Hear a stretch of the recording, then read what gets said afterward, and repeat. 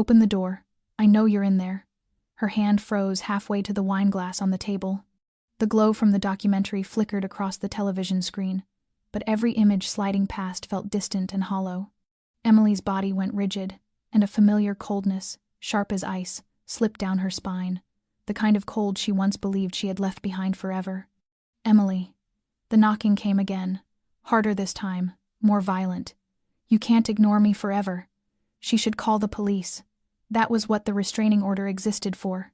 Her lawyer had emphasized it during their last meeting.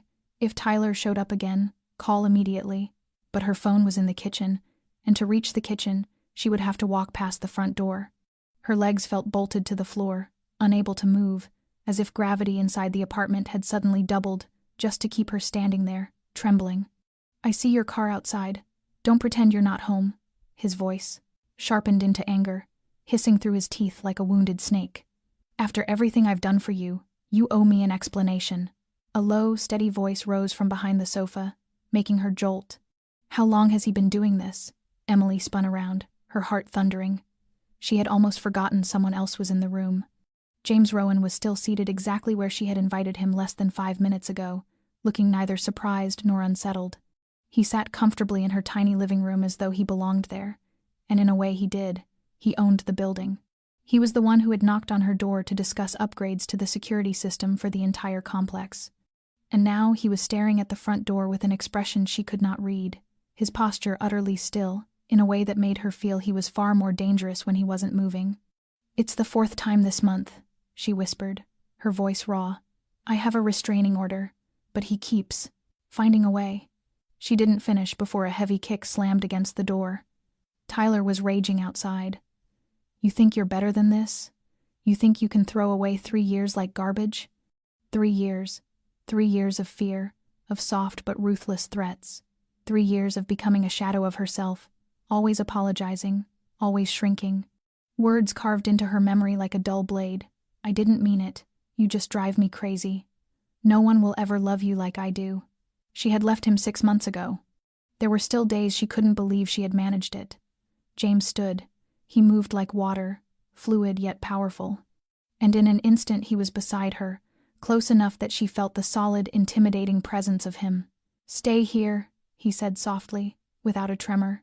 Mr. Rowan, you don't have to. But he was already walking toward the door. Emily's breath caught. She wanted to stop him, wanted to insist this wasn't his problem, that she could handle it. But the truth was she couldn't. For 6 months she had tried to be strong, tried to pretend it was over, yet Tyler kept coming back, and the police never seemed to make a difference. James slid the lock open with a decisive motion and pulled the door wide. Tyler froze mid-swing, shocked by the sudden opening. His eyes were glassy, his breath thick with alcohol, his shirt wrinkled, his tie crooked. He was clearly drunk and furious. Who the hell are you? He snarled, face flushed. I live here, James replied lightly, as if they were chatting over coffee. A lie, of course. But Tyler didn't know that. Bullshit. Emily lives alone. I want to talk to my girlfriend. Your ex-girlfriend, Emily said from behind James, her voice shaking. We broke up 6 months ago. Tyler spotted her over James's shoulder, his face twisting with anger and wounded pride. Baby, come on, don't be dramatic. We always work things out. We can fix this, like always. There's nothing left to fix, she said, forcing herself to stand steady, even as every cell in her body begged her to step back. You need to leave. You're violating the order. That stupid piece of paper? Tyler laughed bitterly. You think that'll stop me? After everything I did for you? James's voice didn't get louder, but it dropped several degrees colder.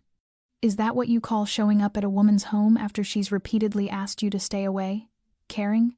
Tyler finally began to notice that the man in front of him wasn't budging, and James was at least a head taller, his solid build impossible to miss even beneath a simple black shirt. The alcoholic bravado in Tyler's posture began to deflate. This is between me and Emily, he muttered, stepping back half a pace. No, James said, eyes locked on him. It's not anymore. If you're listening to this and something in the story stirs a feeling inside you, take a moment to subscribe to our channel, like and share the video so we can continue bringing heartfelt stories every day. And if you don't mind, May I ask where you're watching from? Leave a comment below and tell us which corner of the world this story has reached. We cherish every message you share. James still didn't move, didn't blink. He filled the doorway entirely, a living wall of flesh and bone stronger than any lock Emily had ever installed. Tyler's eyes darted, his throat working as he tried to swallow, his mind clearly weighing whether to keep pushing or retreat like he had before. Emily could see the tension in his face, the anger, the hatred, and beneath it an unfamiliar uncertainty. He clenched his jaw. "What are you to her? The new boyfriend?" He spat, flicking his gaze toward Emily as if searching for betrayal. "Real fast, Emily. Only 6 months and you already let this guy in your house. Is that who you are now?" Emily felt heat surge across her face, a painful mix of anger and humiliation. That was always what Tyler did, twisting everything so she became the one at fault. But this time, before she could speak, James answered, "She doesn't owe you anything. Not today. Not ever. You've been asked to leave. This is your last chance to do it peacefully." His voice was still low and even, but all softness had vanished. Something invisible filled the air, heavy and unyielding.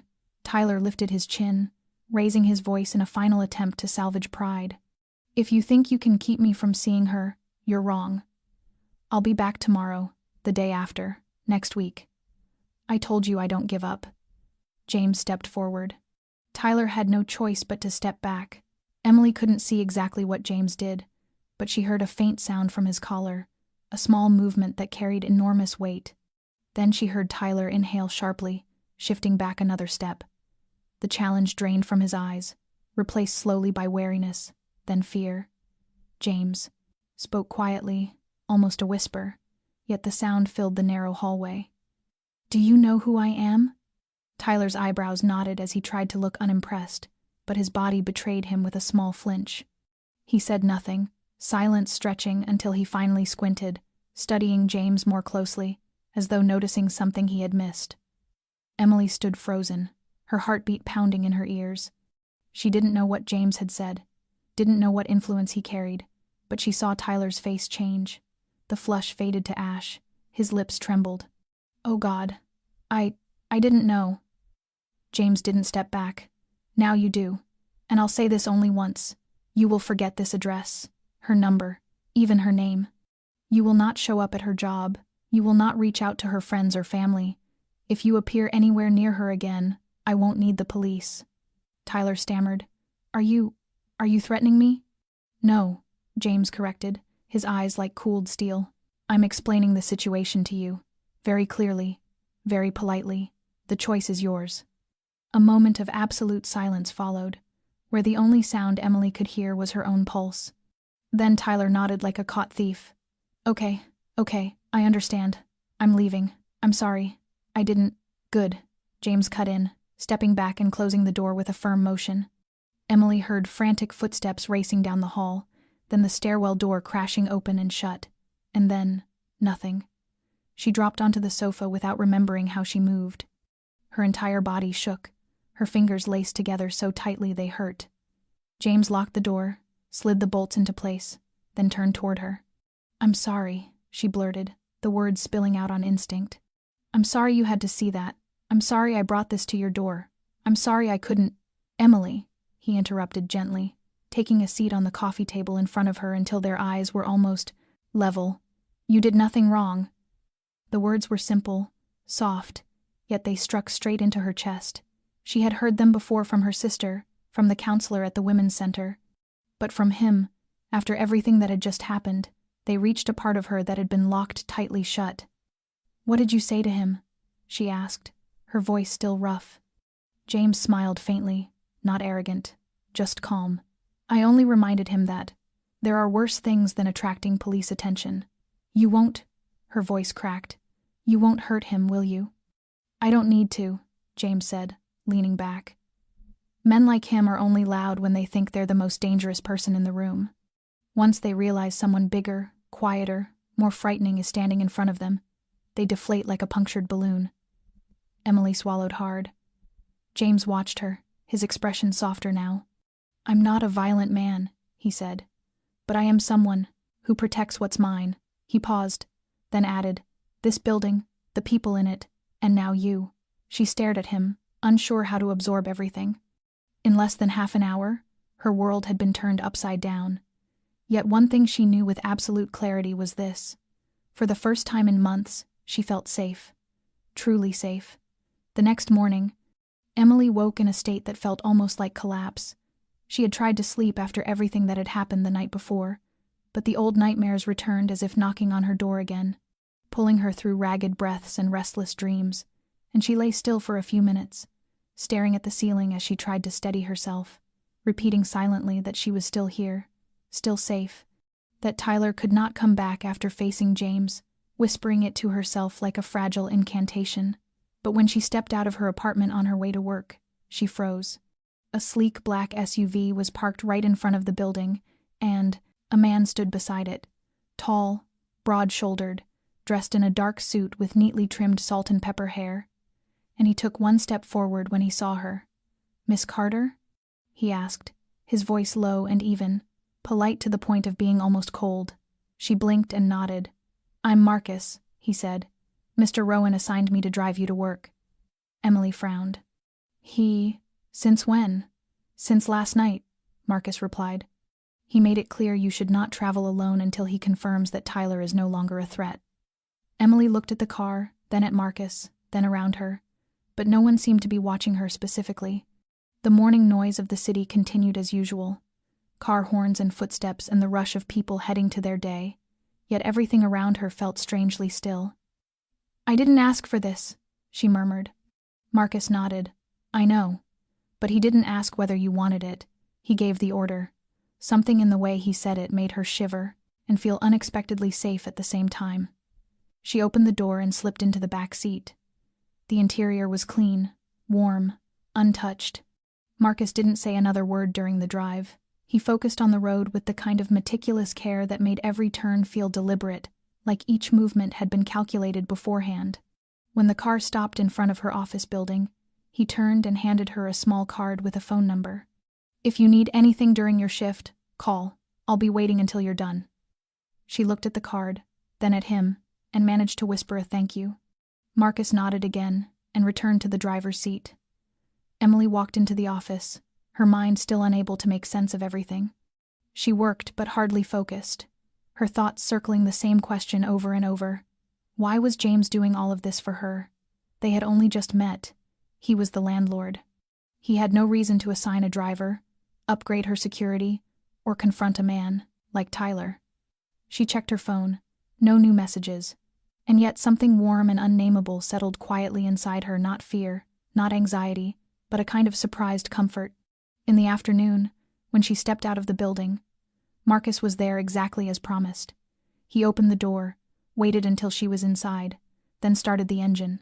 As the SUV pulled into traffic, her phone vibrated, a message from an unsaved number. "Everything all right?" "J." She stared at the screen. That single letter J made her heart miss a beat. "I'm okay. A bit overwhelmed, but in one piece. Thank you, E." A moment later, another message appeared. "Tonight I'll have someone start installing a private alarm system in your apartment. And I think we should talk. This evening, if you agree." Emily stared at the words as the SUV glided through the streets of Portland. For the first time in months, she wasn't curled up on a bus seat, listening for footsteps behind her. Instead, a quiet man was driving her home, and another man was trying to make the world less frightening for her, and she didn't know why. But a large part of her, the part that still believed in good things, wanted to believe that maybe, this time, things could be different. The apartment was filled with the soft warmth of yellow light as Emily poured 2 cups of ginger tea, the only thing she had left in the pantry after a long day. James sat on the sofa, not folding his arms, not leaning back tensely, simply existing in the room with her. The space between them felt quiet but not suffocating, like a rare pocket of safety inside the storm she had been living through, and she hadn't expected to find herself stepping into such a space. She set the tea in front of him and took the armchair opposite, her hands clasped lightly in her lap. He thanked her with a small nod and waited in silence, not pushing, not prompting, not digging for a story she wasn't ready to tell. His patience loosened something inside her. It felt less like an interrogation, more like a space she could choose to open or protect. She looked down at her hands, her fingertips trembling faintly. I used to think I was smarter than this, she began in a voice so small it nearly vanished beneath the soft ticking of the heater. I used to think I would never become the kind of woman who lives in fear. James didn't interrupt. His gaze stayed steady, not invasive, not dismissive, just quietly present. Enough for her to know he was listening. Tyler wasn't terrible, at least not at first. He was sweet, charming. When I met him, I had just moved to Portland and didn't know anyone. He took me out to dinner, picked me up after work, remembered my mother's birthday even though he had never met her. She let out a faint, brittle laugh, the sound of old memories rubbing against scars. Things started changing after about 6 months. Not obviously, not violently, just little comments. You're wearing that dress? Too revealing. Your friends don't care about you the way you think. Why didn't you answer my message right away? She looked up, meeting James's eyes for the first time since she began. Do you know that feeling? When someone starts choking you without using their hands? Just with their words? James didn't answer immediately, but he nodded slowly, as if to say he not only understood but had watched someone he cared for endure something similar, perhaps in his own family, perhaps in a life he didn't talk about. Emily drew a long, shaky breath. At first I thought I just needed to try harder, that if I didn't make him angry everything would be fine. I started texting him constant updates. I cut back on overtime because he hated waiting. I stopped seeing my friends. He said he only needed me, and I stupidly believed it. Her voice tightened. James didn't move closer. He didn't reach for her. He understood that sometimes space was the only thing holding a person together. After he smashed my phone because I got a call from a male coworker, I started hiding everything. I thought if my friends didn't know, they wouldn't be dragged into it. I thought I could endure a little longer. That as long as he didn't hit me, I was still okay. She let out another quiet, aching laugh. It sounds foolish, doesn't it? Setting a boundary just to lie to myself that it hasn't been crossed. James tilted his head slightly, his voice warm yet firm. No, not foolish. That's survival. Emily froze, then burst into tears, not loud, just silent streams slipping down her face, as if they had been waiting years for permission to fall. James said nothing. He simply waited. After a few minutes, she wiped her cheeks. I wrote the request for a restraining order during a sleepless night. I asked my sister to come with me because I was too afraid to go to the police station alone. He didn't hit me. I had no bruises. I was terrified they wouldn't, believe me. But they did. They helped me. I left my old apartment, changed my number, switched jobs. I thought I was free. She exhaled and gave a small, sad smile. Until I saw his car parked outside this building. James set his tea down, his gaze no longer silent but filled with something deep and unmistakable, a kind of respect that didn't need to be spoken aloud. You did what not everyone has the strength to do, he said. You left. Emily looked at him, but he still came back. That's not your fault, James replied. I know, she whispered, her voice feather light. I've been told that so many times. By my therapist, by my sister, by my lawyer. But today, hearing it from you, after everything that happened, I think, for the first time, I believe it. James smiled. Not a smile of triumph, not pity, but the quiet expression of someone who understood that sometimes the simplest words, spoken at the right moment, could become the anchor to a drifting soul. I don't want to be anyone's burden, Emily said, touching the rim of her cooled tea. But it feels like I'm pulling you into all of this too deeply. James shook his head, slow and deliberate. You're not pulling me anywhere. I stepped in, on my own. She bit her lip, her eyes turning red again, but this time it was from relief, from the realization that maybe she wasn't a burden at all, but someone worthy of being beside another human being without hiding, without shrinking, without bowing her head ever again. Emily stepped out of the elevator and stopped cold at the sight before her. On the wide rooftop paved with gray stone were tables draped in white linens, glass lanterns casting a soft golden glow, and in the distance the shimmering night skyline of Portland stretched across the horizon, the air scented with jasmine and the faint warmth of wood smoke, making her feel as though she had stepped into another world far removed from the chaos, fear, and wounds she had only begun to reveal the night before. James was standing near the railing with his back to her, the fitted black suit sharpening the clean lines of his frame, and when he heard her footsteps he turned, his eyes bright with something close to satisfaction. "I thought you liked open spaces," he said, not as a question but as a certainty. Emily smiled, walking toward him. "You're right. How did you know?" James pulled out her chair before taking his seat across from her. "I pay attention." Those two simple words, spoken in his low, warm voice, made her heartbeat stagger for a moment. A man who noticed not to control, not to monitor, but because he wanted to understand her. The food arrived, simple yet elegant Italian dishes, and red wine filled their glasses. Emily didn't ask the price, though she was sure the place wasn't cheap, and she told herself she should allow the evening to be what it was, a small reward after a long season of running. "Where were you born?" James asked as he cut into his steak. "Minnesota," Emily replied. "A small town. Snow every winter. Nothing ever changed. I thought it was home until I left. And your parents?" "My mother died when I was 13. My father didn't really know how to raise a daughter. Thank God for my sister. She's like a mother and a best friend in one." James nodded, letting her guide the pace of the conversation. Emily looked at him. "What about you? Your background sounds mysterious." James lifted an eyebrow, set his fork down, and turned his wineglass slowly between his fingers, as if thumbing through something buried deep. "I was born and raised here, on the east side of the city back when it was mostly ruins. My father was a powerful man, but not in a way one would be proud of. He did business with people no one should ever deal with. By the time I was 16, I knew how to launder money, how to keep silent, and how a person could disappear over saying the wrong sentence." Emily stayed quiet. James wasn't boasting or dramatizing. He recounted his past as something inseparable from who he had become, a foundation he had been forced to rebuild brick by brick. "I didn't want to follow in his footsteps. But you can't shed everything overnight. I started buying old buildings, fixing them, renting them. I figured that if I owned even a small part of the city, I could make that part safer." He looked at her. "Like your building." Emily felt her chest tighten, not in fear, but in understanding. James wasn't simply a successful man. He was someone who had navigated darkness, someone who had risen out of the worst parts of a world that had nearly swallowed him. And instead of letting it shape him into something cruel, he shaped what he could into something safer. "I think," she whispered, "what you're doing is admirable. Not everyone is strong enough to walk away from the path laid out for them." James smiled, imperfect, but sincere. "I'm not stronger than anyone else, Emily. I just know I don't want to live in fear, and I don't want the people around me to live in it either."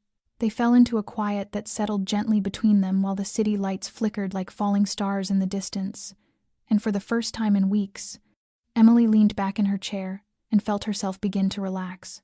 She didn't know what lay ahead, but in this moment, here with this man, she knew she had taken her first step out of the shadows, and perhaps the light wasn't as far away as she once believed. After dinner, James led Emily up one more level through a narrow iron staircase. Behind a small door a server opened only for them, and when the metal door to the upper rooftop swung open, she gasped softly. The entire city stretched beneath them, glittering like an embroidered tapestry of lights, with no tables, no voices, only strands of tiny bulbs lining the railing, and a few, neatly trimmed potted plants. James pulled a key from his pocket and locked the door behind them. "This place is mine," he said gently. "Whenever I need to think, I come up here." Emily stepped to the railing, resting her hands as she looked down at the streets below. The breeze lifted her hair lightly off her shoulders, not cold but cool enough to feel cleansing, and she closed her eyes for a moment to let the quiet settle into her bones, the kind of quiet she hadn't felt in a very long time. When she turned back, James was standing a few steps away, watching her with steady eyes. "What?" she asked, half teasing, half self-conscious. He shook his head slowly. "Nothing. It's just the first time I've seen you truly smile." Emily blinked, surprised. Then her lips curved again, this time not politely, not out of habit, but from something softer, warmer, almost amused. "I smiled through dinner," she protested. "No," James said, moving a little closer. "Those were polite smiles. the kind people wear when they don't want anyone to notice they're anxious. But now, you're smiling like you're exactly where you're meant to be. Emily didn't answer, because he was right. She hadn't realized it, but her entire body felt lighter, as if fear and tension and vigilance were slowly dissolving under the soft glow of the lights and his calm presence. "Maybe I forgot to be afraid," she said, her eyes drifting back toward the low buildings in the distance. "This feeling is strange, but it's nice. I want you to feel it more often."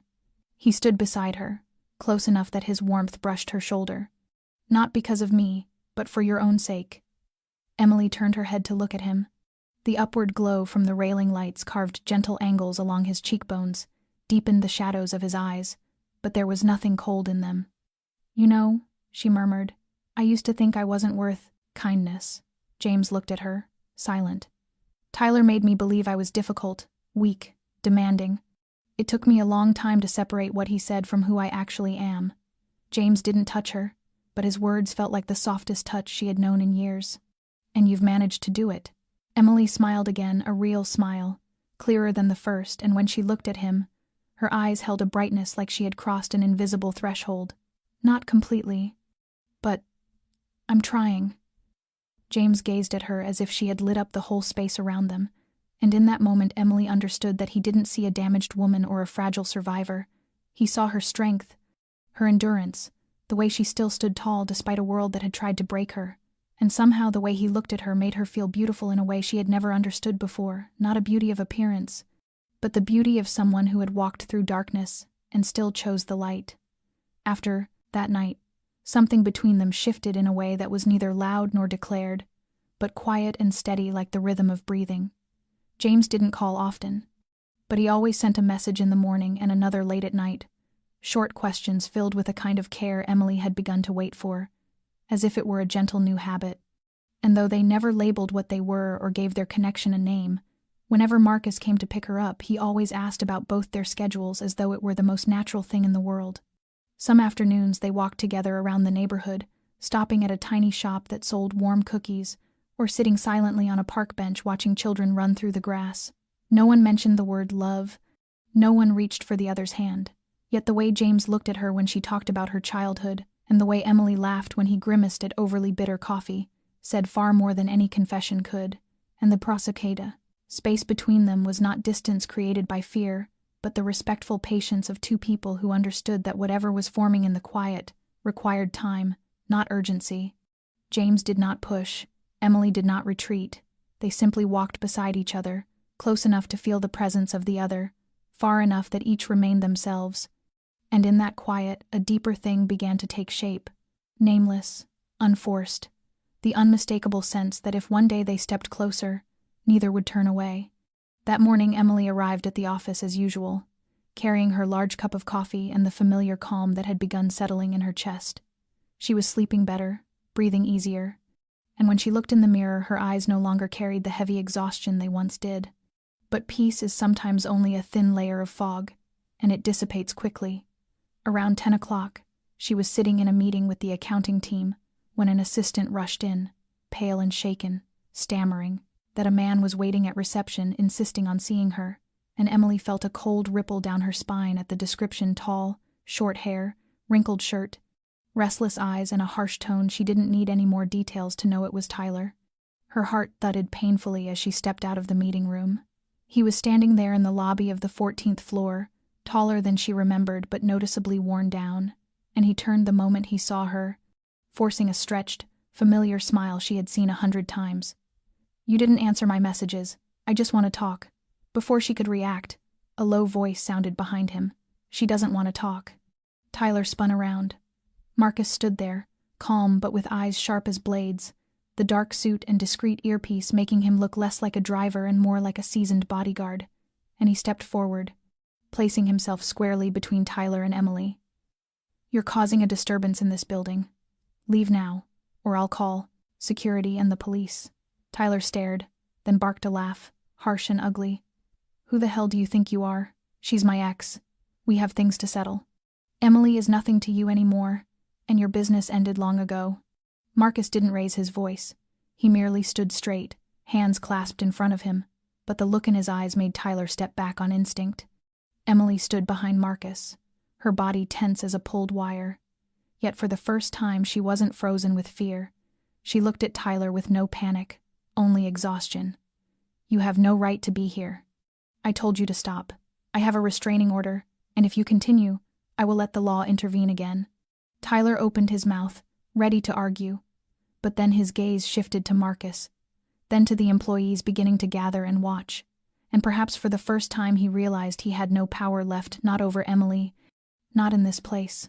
Without a word he turned and walked away, long strides unsteady. Marcus didn't chase him or speak. Again. He merely watched until the elevator doors closed, and when they did, Emily felt her knees loosen. Marcus turned to her, his voice gentle. "I've already informed Mr. Rowan. He's in a meeting, but will call you as soon as he's done." Emily nodded, her eyes still on the elevator.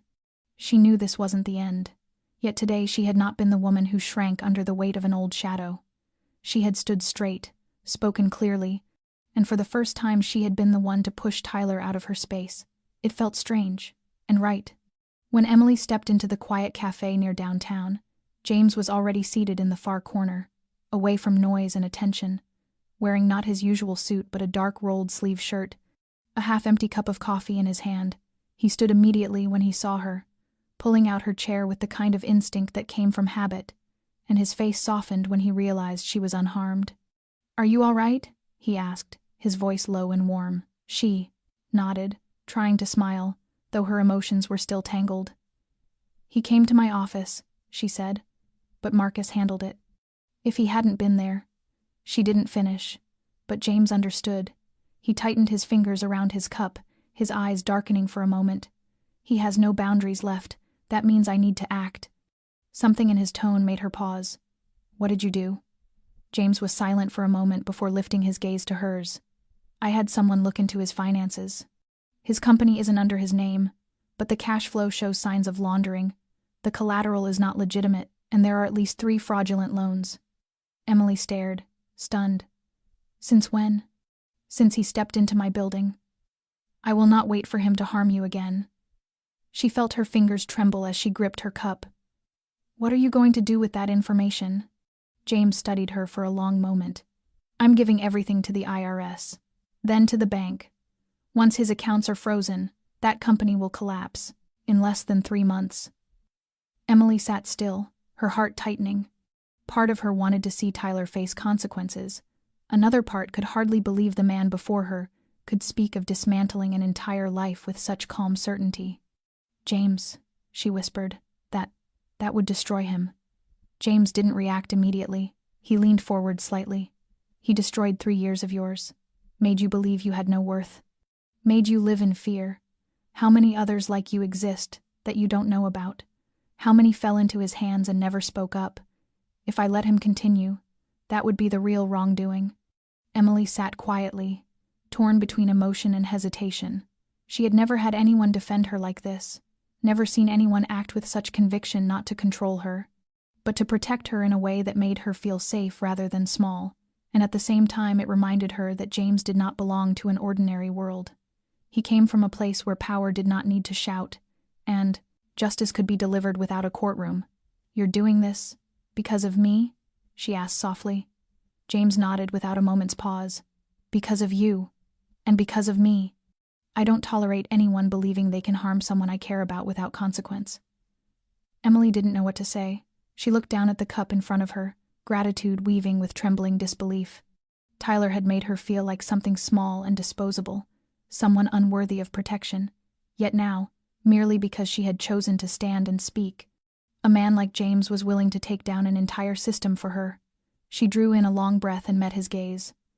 "I don't know how far this will go, but I know I don't want to turn back. I've been silent too long. I've endured, forgiven, rationalized. If this is the only way for Tyler to understand he crossed every line, then I won't stop you." James didn't speak. He only nodded once, slow and deep, like an unspoken vow. And in that moment, in the quiet cafe with their coffee growing cold, Emily understood that every boundary between them had changed. There was no distance left, no hesitation, only trust and the resolve to face whatever came next together. 3 days after their conversation at the cafe, James sent Emily a simple message early in the morning, telling her to keep her weekend free. No explanations, no destination, only that Marcus would pick her up at 8 o'clock on Saturday. Emily hesitated for a few minutes before typing her agreement. When she stepped out of her building, the air was still cool and the pavement covered in a thin layer of morning mist. The black SUV was already waiting, the door opening as she approached, and Marcus greeted her with a nod, silent as always. But this time, the seat inside was empty. James was nowhere in sight. She was driven to a small airport on the outskirts of the city, where a private jet stood ready on the runway. James waited at the bottom of the stairs, sleeves rolled up, hair tousled by the wind, and his eyes lit up the moment he saw her. She let out a soft laugh at the strange, almost surreal sense of escape. He said nothing until they were seated in the cabin and the plane lifted off, Portland shrinking into a distant blur. "Where are we going?" she asked, her voice half curious, half anxious. "Somewhere quiet," he replied. "You need to get away from all of it, and so do I." After nearly an hour of flying, the jet landed at a tiny airfield near the mountains of southern Oregon. A rugged vehicle waited for them, and James drove through winding forest roads bordered by towering pines and autumn-red leaves cascading like a living painting. Eventually, they reached a secluded wooden cabin nestled deep in the trees, the only sounds the wind and the distant calls of forest birds. Emily stood in the small clearing, breathing in the crisp air, and understood suddenly that James had been right. She needed this more than she ever realized. They cooked, together, ate dinner in the glow of the fireplace, and for the first time they spoke of nothing related to Tyler. Nothing about the past, only small things. Emily told him she once wanted to be a photographer because her mother always carried an old film camera and captured every quiet moment of life. James admitted he once thought he would become a chef if his life had not veered down the path his father carved. "You can still take pictures," he said when she confessed she had abandoned that dream. "You can start again any time." Something in the way he said it, so certain, so trusting, made her look at him a little longer, not because of the advice, but because he believed in her even when she struggled to believe in herself. When night fell and the air turned colder, they sat together on the long bench outside the cabin, wrapped under a thick blanket, sipping hot cocoa. No music, no romantic lines, just two wounded souls who had once doubted everything now, sharing a rare, quiet moment. When Emily rested her head on James's shoulder, he didn't move away. He simply tugged the blanket to cover them both, holding her as though she were something precious he didn't want to lose. In the slow rise and fall of their breathing, Emily realized she wasn't afraid anymore, not of Tyler, not of the past, and most miraculously, not of the future. Because for the first time in her life it wasn't a dark, endless void but a road slowly filling with light. A road she no longer had to walk alone. The mountain night was so still that she could hear the soft crackle of the fire in the stove and the faint rustle of leaves falling onto the cabin roof. After their simple dinner and long conversation, Emily washed her hands in warm water and stepped out of the bathroom, wearing the soft sweater and loose cotton pants James had set out for her. She felt strangely unburdened, lying down without carrying any fear with her, no sudden knocking, no shadow stalking her mind, only the gentle glow of a lamp and the light scent of wood lingering in the air. James stood near the large bed by the window, his eyes on her but his body still, not approaching. He had changed into a t-shirt and sweatpants, his hair slightly messy, hands tucked in his pockets, looking unexpectedly domestic. He asked quietly if she would be comfortable with him sleeping in the room that night, on the other side of the bed, without touching her, without expecting anything, only to be present. Emily looked at him for a few seconds, then nodded. There was nothing in his eyes that felt demanding or presumptuous. If anything, the fact that he asked made her feel more respected than she ever had before. They got under the blanket from opposite sides, the bed wide enough to keep a small space between them. She turned her back toward him, but her body no longer tensed the way it once did when someone shared the room. Instead, she listened to the steady rhythm of his breathing, her pulse gradually slowing to match it. After a long, quiet stretch, she whispered, "Are you still awake?" "Yes," he replied softly. "Thank you for bringing me here." She couldn't see his smile, but she heard it in his warm response. "You deserve peace." They said nothing else, only the faint tapping of wind against the window and the soft rustle of blankets when one of them shifted. Then, slowly, as if afraid to break the fragile calm, Emily reached a hand behind her, searching for him. James said nothing as he wrapped his fingers around hers, not gripping, not pulling, simply holding, letting her know he was there. In that hand she felt something she had never known before, not hurried passion, not ownership or demand, but quiet, unwavering presence. Wrapped in that warmth, Emily drifted into the first deep sleep she had had in years. The next morning, gentle sunlight seeped through the thin curtains draped over the warm wooden room. Emily woke still in James's arms, her head resting against his chest, his breath steady, his hand still holding hers exactly as it had through the night. She did not want to move.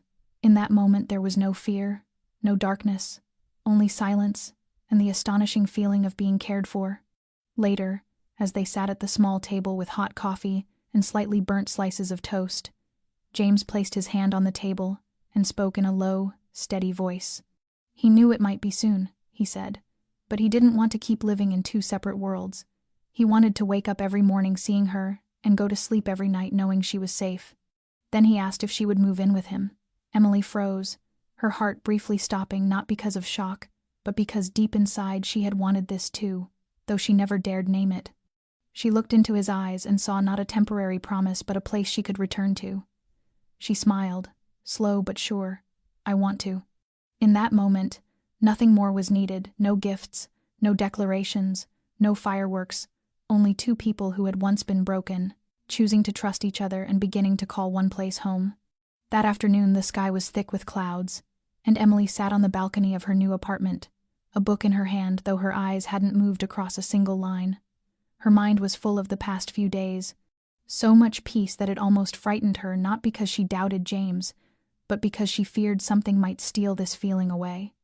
As if summoned by that uneasy intuition, her phone vibrated just as a gust of wind flipped through the pages. The caller ID showed Marcus. His voice was no longer steady as usual, but strained, breath quickened, as though he were holding himself together.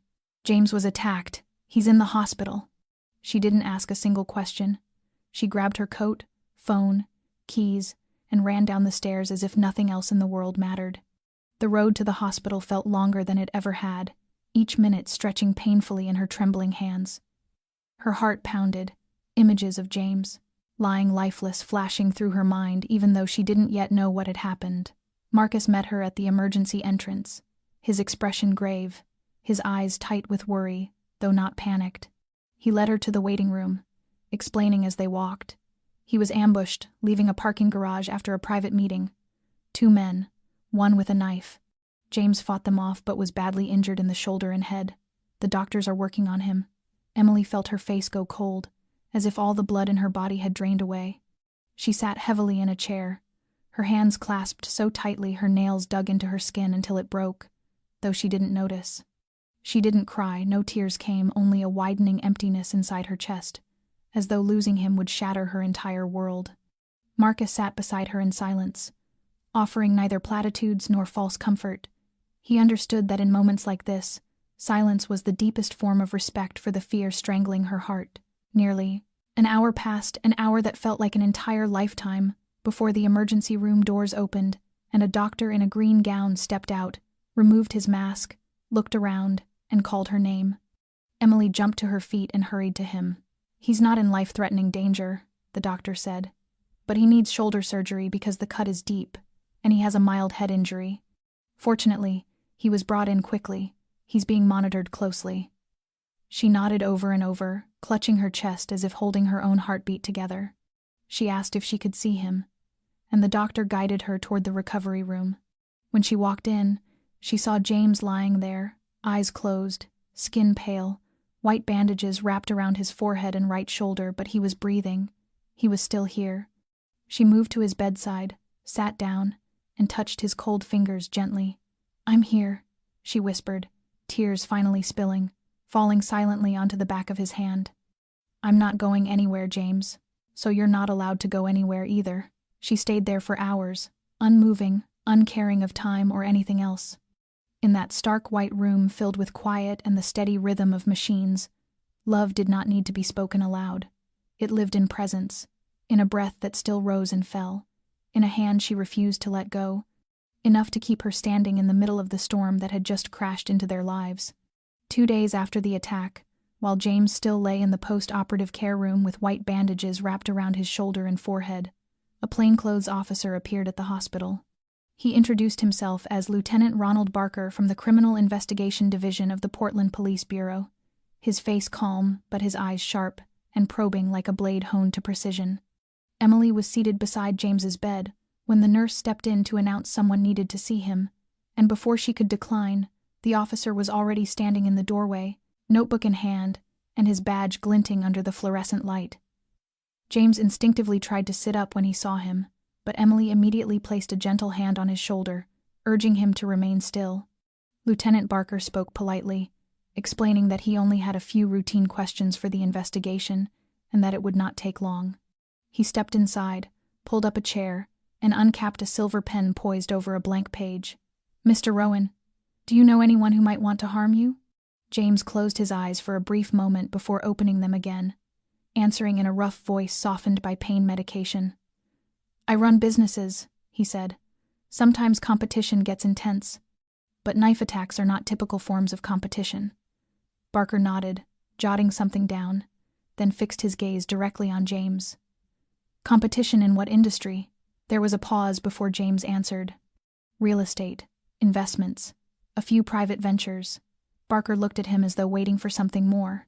"Honest," then asked, "Have you ever been associated with corporate entities or individuals previously investigated for money laundering, loan sharking, or other illicit activities?" Emily saw James's body tense. Not out of fear, but with the stillness of someone who had heard questions like these his entire life, he replied without hesitation, "No, I have worked with many partners. If any of them were under investigation, I was never informed." Barker nodded again, though the edge in his eyes did not soften. "Then are you aware that we found no surveillance footage from the garage where the attack occurred?" James raised a brow. "No footage?" "None," Barker said.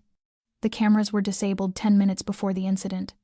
No direct witnesses, and the two assailants wore hoods, acted fast, efficient, professional." Emily felt her throat go dry. She glanced at James, noticing him close his eyes for a moment before responding in a lower voice. "Then someone planned it in advance. I do not have personal enemies bold enough to do something like that in public." Barker stopped writing, snapped the notebook shut, and leaned back slightly. "There is something odd, Mr. Rowan. Most attacks of this type target the victim when he is alone, in the dark, in a quiet place. But you were attacked in a commercial garage at peak hour. It looks less like someone wanted you gone and more like someone wanted you found in time."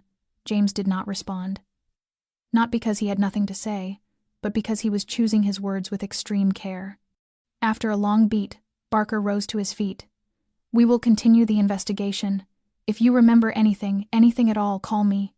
He placed a card on the bedside table, nodded briefly at Emily, and left.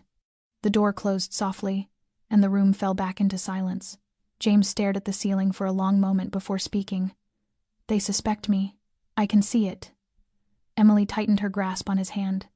"They will not find anything, because you have done nothing wrong." James turned to her, something different in his eyes, not fear, but a cold, clear realism. "There are things I did before," he said quietly. "Things that leave no evidence but cannot be erased from how people see me. I have crossed lines, Emily, but I am trying to live differently now." She did not release his hand. "I know, and they will see that too. But if there is anything you have not told me, tell me now." James was silent for several seconds, then nodded slowly. She knew the moment was coming, and it would not be easy. But she also knew that whatever truth emerged, their love now required not only trust but courage. That evening, when James was finally able to sit up and take a few spoonfuls of soup, Emily sat beside him, folding his napkin quietly. The hospital room hushed, except for the steady beeping of the heart monitor. She spoke no words, only waited. He watched her for a long moment, then released a deep, weighted breath, as though the thing he was about to reveal had lived in his chest for years. He once believed he would never need to speak of it, that burying the past deeply enough would keep it from touching the present. But he had been wrong. James began to speak in a low voice, steady, unflinching, without excuses. His father had been an Italian immigrant, a cold-blooded man who called himself a businessman, though everyone in the Southern District knew he orchestrated what happened behind the curtain: gambling, protection rackets, smuggling, and sometimes even the price of a human life. James grew up in that world with no real choice. At 15, he was sent to collect debts. At 17, he witnessed his first beating so brutal the man's face was unrecognizable. James never laid a hand on anyone, but he stayed silent. He had learned to live with that silence as part of his reality. Then his mother died in a car accident no one ever investigated. James knew she had not been the target, only collateral damage in a dispute between his father and another family within the same system. After her death, he began distancing himself, searching quietly for a way out. But such a world does not release people willingly. Under the guise of real estate projects, James began laundering money for his father, learning how to establish shell companies, how to use the law as a shield. But inside, he despised what he was becoming. One night, after a mistake in paperwork forced an innocent man to lose his home, James stood before the mirror and no longer recognized his reflection. He knew if he stayed, he would become his father's perfect replica, so he severed ties. He discreetly sold his shares, transferred certain assets to people unconnected to the organization. He did not flee, nor did he betray anyone. He simply stepped out of that life, leaving no trace. It angered several people, but he was luckier than most because he knew the rules, and he knew how to keep quiet. He spent the following years living legitimately, with only faint shadows lingering in his financial history, shadows no one would see unless they dug deep. When Tyler began moving into his market, James recognized the type instantly dangerous not because he was powerful, but because he believed himself untouchable, the same delusion his father once had. Emily sat motionless, her hands clasped painfully tight in her lap. James turned toward her, no longer shielding his eyes. "You have the right to walk away," he said. "I will not stop you, and I will not blame you if you cannot accept this, but I want you to know, I am not my father. I chose another path, and I walk it every day." Emily stared at him for a long, breath-held silence, then stood, moved to the edge of his bed, sat beside him, and took his hand. "I do not need someone perfect," she whispered, her voice trembling. "I just need someone who faces their darkness and chooses to leave it behind. You did that, and I believe you." James squeezed her hand gently, saying nothing. In the dim light and the sound of rain tapping against the hospital window, a new chapter between them quietly began, built not on sweet promises, but on truth, courage, and the kind of forgiveness only real love can offer. After the night James revealed everything, Emily did not sleep. She sat in the corner of the hospital room, her face lit by the monitor's glow, her eyes deep and fiercely awake. She was not afraid of his past, nor of his confession. What tightened in her chest was not fear, but the cold, familiar sensation of losing control that she had once lived under for years, with a man like Tyler, always reacting, always shrinking to survive. But not this time.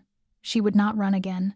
She would not let the man she loved be hurt, nor allow his past to become a weapon others could use to manipulate the present. When morning came, and James opened his eyes, she was sitting at the small table with her laptop open and a notebook filled with handwritten plans. He stared at her, startled, as she ended a phone call with a calmness that felt practiced. "I spoke with your lawyer," Emily said when she hung up. "I need you to give me all your financial files on Tyler, everything you gathered. And I need your head of security to meet me today." James pushed himself upright, his eyes narrowing. "What are you planning?" Emily turned toward him, and the look she gave him was not that of the frightened woman who once froze outside her own apartment door. "I am planning to protect us. Not by running. By confronting this. I will take everything to the tax authorities, and I want a civil attorney working in parallel. If necessary, I will testify. I will sign whatever is needed. I have nothing left to lose, James. And I will not sit back and watch someone else pay the price for me." James was silent. He had never seen her so strong, not because she was fearless, but because she had finally chosen not to let fear dictate her life. He watched her as if seeing her for the first time, and yet she was exactly the woman he had always loved, only now she was no longer hiding her strength. Marcus arrived by noon. Emily laid out every step she needed taken, asking him to contact 2 former financial investigators James had once worked with.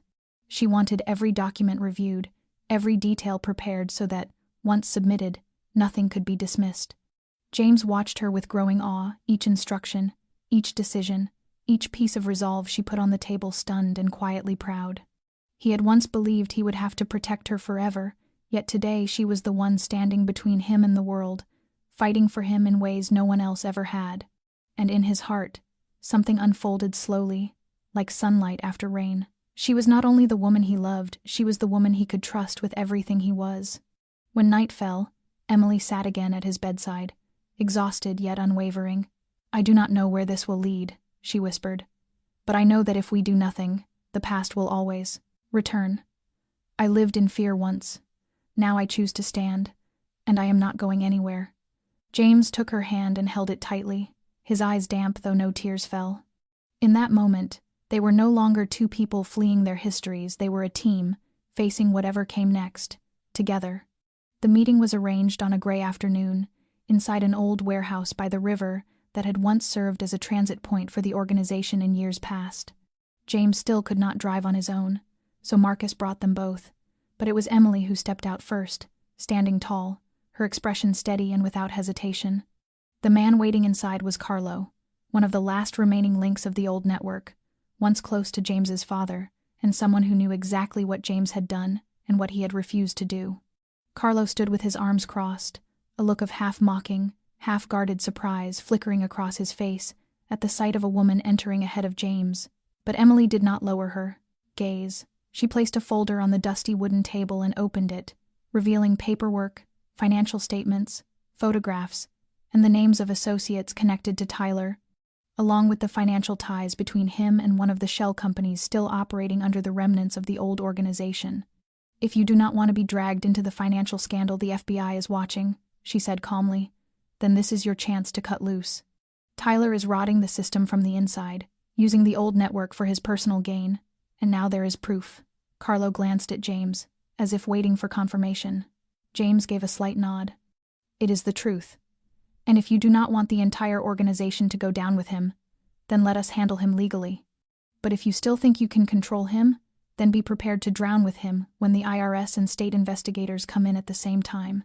Emily held his gaze without blinking, her voice so steady it seemed she had been born for this moment. A long silence followed. Then Carlo exhaled a humorless chuckle and gave a slow nod. "Fine. We will withdraw. But if there is anything off in this, it will be the last time you ever walk into a place like this." Emily said nothing.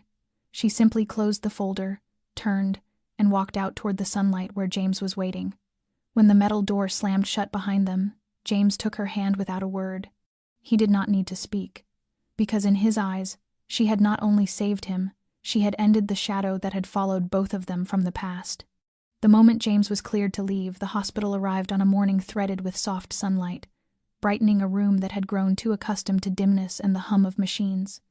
Emily stood beside the bed, gripping the discharge papers, her smile unable to hide how long she had been waiting for this day. James still wore a bandage across his shoulder, moved slowly and cautiously, but the sharp, alive spark had returned to his eyes. On the drive back, none of them spoke. Even Marcus kept silent, sensing there was something quietly reborn between the two of them that required no grand words. When they reached the apartment, Emily opened the door and let James step inside first. He paused in the middle of the familiar living room, the place that had once been a hideout, the place Tyler had shattered with pounding fists, the place James had quietly sat that first night so she would not feel alone. Now, the apartment was no longer a shelter, it was a beginning. James turned to her, and for the first time after everything, he spoke without any guardedness. "I want this to be our real home. No other place, no conditions, just you." Emily smiled, stepped forward, and wrapped her arms around him, the embrace gentle yet firm, warm, full of promise. The weeks that followed passed quietly. They rearranged furniture, discarded what no longer mattered, hung new photos, changed the curtains. Emily began taking pictures again, her first time since college. James helped her build a tiny dark room in the spare room, drilling hooks, installing red lights with his own hands. She was surprised by his patience, and when she asked, he only shrugged and said that if you are choosing to live again, then I want to start over too. James's physical wounds healed faster than either expected, but the unseen wounds required the real care. Some nights he jolted awake, sweat dampening his temples, haunted by nightmares he could not name. Emily never asked, she simply held him close, whispering until his breathing steadied, and on certain mornings, she stared blankly into her coffee, pulled back into the long years of Tyler's manipulation. James said nothing, he simply guided her hand to his chest, letting her rest her palm over the steady beat of his heart. I am here, you are here, and slowly, day by day, they rebuilt. Not with milestones or grand declarations, but through the quiet, steady work of two people who had chosen trust, forgiveness, and love again. They did not need the past to disappear, only for it to stop steering the future. And in that ordinary life, simple and unremarkable on the surface, they discovered the thing they had never believed they would ever find again: genuine peace. The news of Emily's pregnancy arrived on a May morning, sunlight spilling across the kitchen as she stood, staring at the two faint lines on the test for a very long time. She did not cry or shout. She simply placed a hand against her stomach, where nothing could yet be seen, but where a strange certainty whispered that everything was about to change. James walked in a few minutes later, fastening the last button on his shirt, his eyes scanning her face before stopping completely. He did not ask. He stepped toward her and gently laid his hand over hers. She nodded. His response was a slow smile, small, steady, warm enough to tighten her throat. They stood there in silence, holding a moment too sacred for words. A week later, as James was about to drive her to her first prenatal appointment, Marcus called, his voice lower than usual. Tyler had been released from jail a few days earlier for a charge unrelated to her, but it appeared he was trying to make contact again. A former employee of Tyler's had been arrested for leaking data, and in the deposition, Tyler had blamed all of his failures on Emily. James tightened his grip on the phone, eyes darkening not with rage this time, but with a colder, more decisive clarity. He looked at Emily sitting on the sofa, her hand resting protectively on her stomach, her expression calm, steady. She said, "If he comes back, I am not running. But I want this to end cleanly, properly." James nodded without argument. The next day, Tyler showed up in the parking lot of an old office building where Emily once worked.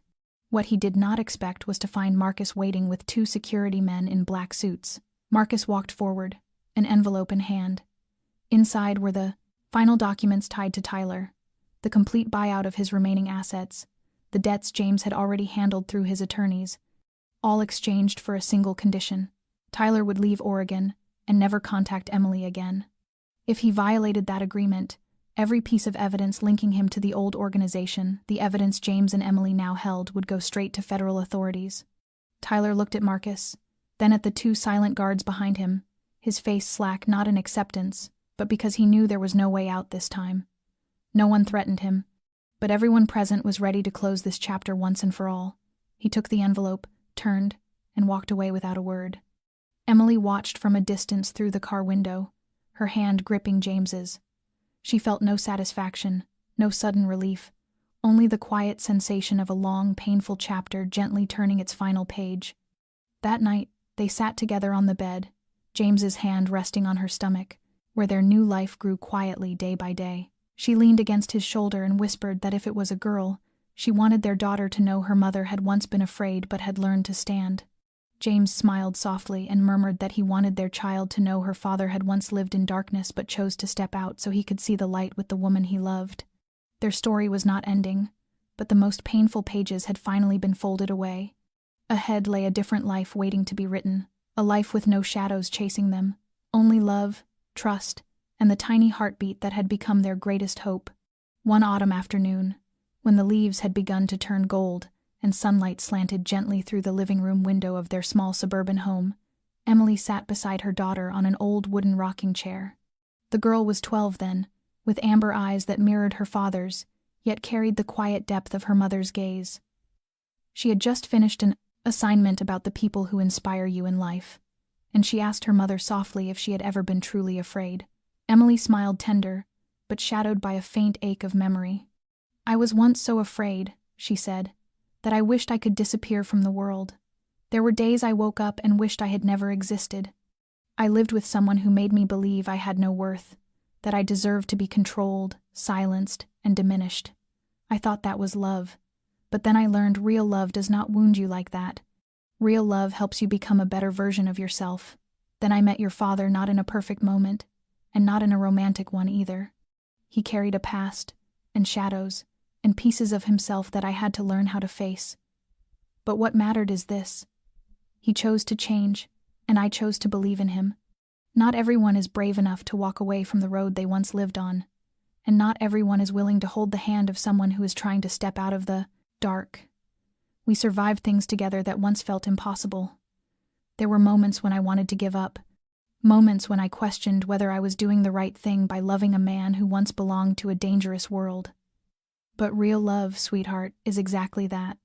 It is not perfect, it is not glamorous, but it is steady and forgiving. I want you to know that courage does not mean the absence of fear. Courage is what happens when you keep walking even while you are afraid. When you protect the people you love even though your heart feels fragile. When you choose forgiveness over bitterness. When you rebuild your life from the ruins without needing anyone's applause. And I want you to understand that true love does not require control, or conditions, or bargaining. It is presence. It is showing up on the stormiest days and the brightest ones and choosing one another again and again. The girl said nothing. She simply wrapped her arms tightly around her mother. And in that moment, Emily felt that everything she had endured, every wound, every fall, every step back into the light was worth it, if it meant her daughter could grow up in a safer world, one where she understood courage and loved with a heart that did not know fear. My dear friend, if you have stayed with us until this final part of the video, thank you for walking alongside this emotional journey. And what about you? What do you think about Emily and James's story? Have you ever been hurt deeply, yet still chosen forgiveness? Have you ever had to rise from darkness and rewrite your own life with your own hands? Share your thoughts with us in the comments below. We read every word you write from the heart. If this story touched something inside you, please remember to like, share, and especially subscribe to our channel so you can continue joining us in the meaningful, heartfelt journeys ahead.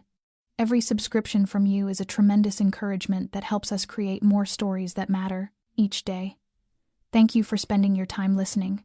Wishing you good health, a peaceful life, and calm in your heart every single day. Goodbye for now, and we will see you in the next video.